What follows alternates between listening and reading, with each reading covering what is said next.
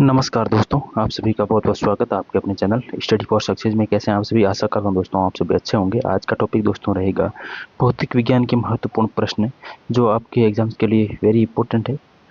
अगर दोस्तों आपको भी इन प्रश्नों के आंसर आ रहे हैं तो साथ साथ में आप अपना आंसर कॉमेंट बॉक्स में टाइप कर सकते हैं।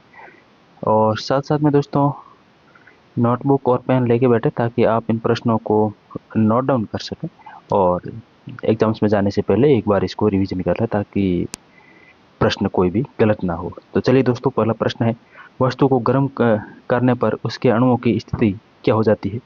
कि ऊर्जा कम हो जाती है, का भार बढ़ जाता है और अणुओं का भार घट जाता है, या फिर चाल बढ़ जाती है? तो सही आंसर इसका है ऑप्शन नंबर डी। वस्तु को गर्म करने पर उसके अणुओं की चाल बढ़ जाती है। ऑप्शन डी इसका राइट है।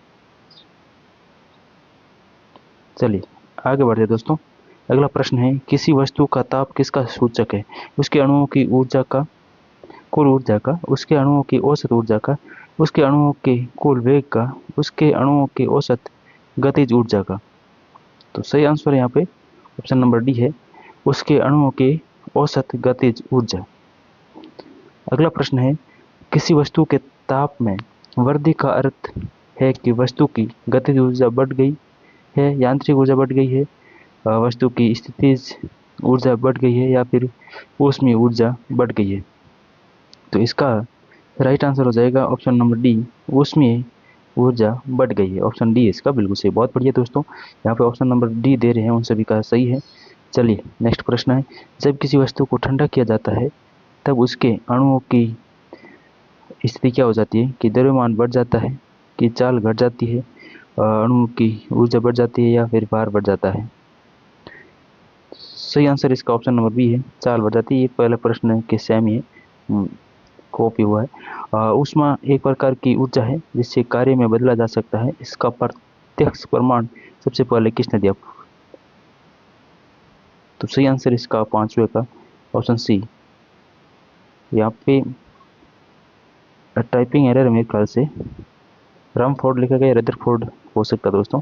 चलिए अगला प्रश्न है, एसआई सिस्टम में तापमान की इकाई है degree Celsius, kelvin, degree Fahrenheit, degree centigrade. SI system में तापमान की इकाई है।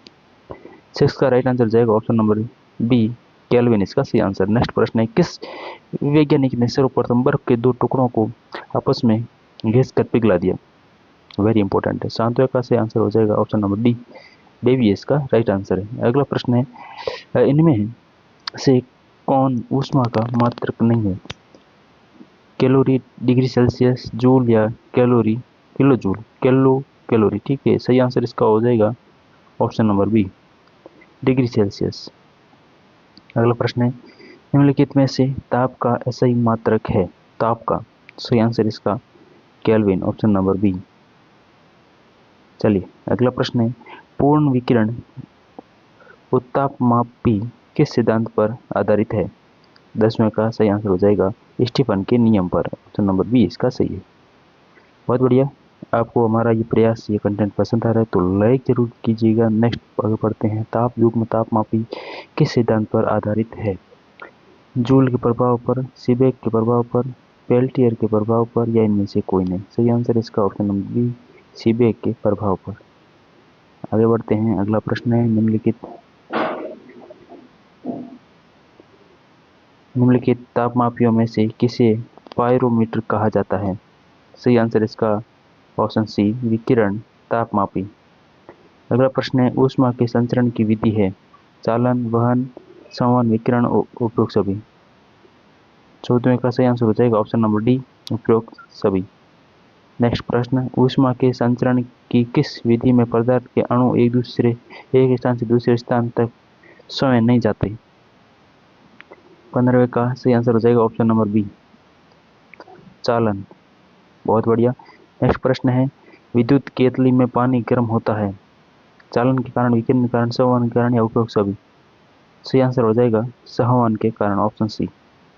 अगला प्रश्न है, द्रवों तथा गैसों में ऊष्मा का स्थानांतरण निम्न में से किस विधि द्वारा होता है? सही आंसर इसका ऑप्शन नंबर बी, संवहन के कारण।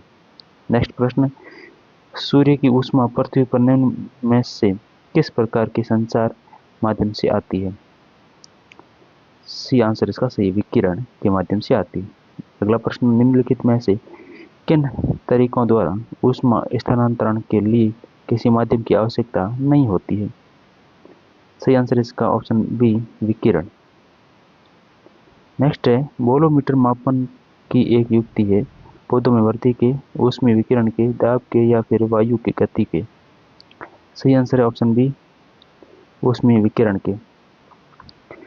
अगला प्रश्न है, थर्मस फ्लास्क के आविष्कारक है स्टीफन डिवॉर, न्यूटन या किरचॉफ? सही आंसर है डिवॉर, इसका राइट आंसर हो जाएगा ऑप्शन बी।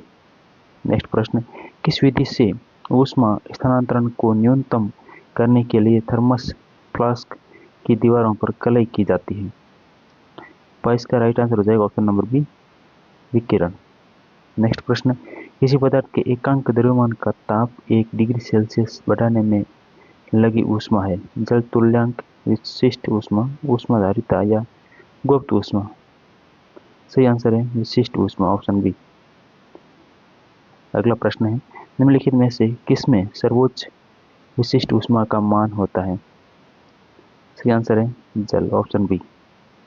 चलिए अगला प्रश्न है, किसी ठोस पदार्थ के बिना द्रव में बदले सीधे वाष्प अवस्था में परिवर्तित होने को कहते हैं? वेरी इंपॉर्टेंट है। सही आंसर है ऊर्ध्वपतन, ऑप्शन बी।